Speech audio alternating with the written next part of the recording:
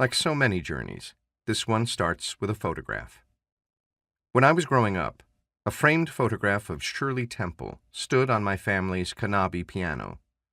Shirley is about 10. Her hair is curled perfectly.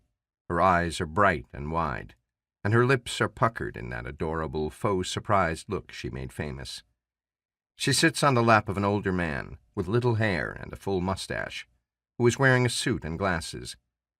He looks serious, a bit sad, but in a kindly, grandfatherly way.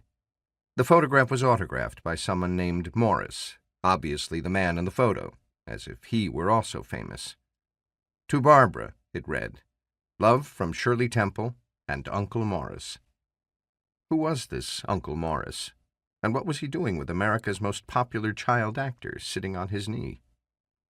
He was, my mother told me, her great-uncle Morris, my great-great-uncle, the brother of my great-grandfather.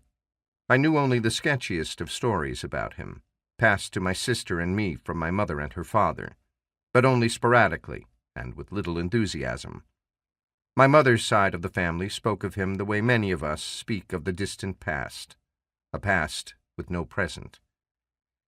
It turns out that my great-great-uncle was famous.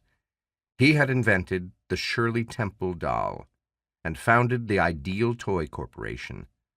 His most important invention, the one that started it all, was the teddy bear, which he and his wife, Rose, created in the back room of their Brooklyn candy store in 1902.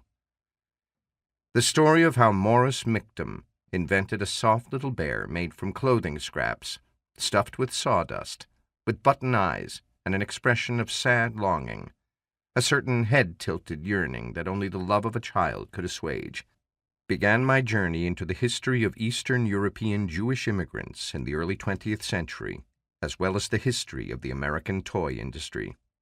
The story morphed into one of the first-generation Jewish immigrants who remade America, and in particular, American childhood, not in their own image, but in the image of what they wanted it to be. Morris and Rose weren't the only poor immigrants to find their way, make their mark, and ultimately succeed in America. Morris wasn't even the only Jewish toy maker to follow such a path.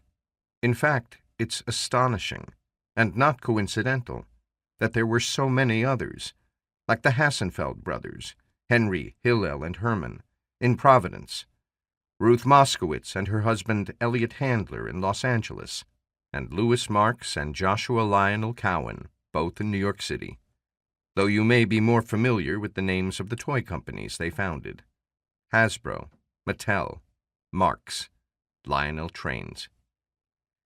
In fact, the entire toy industry in America was largely Jewish, from the company founders and executives to the designers and factory workers, from the wholesale distributors, the army of salesmen, to the retail outlets and the large department stores that sold them.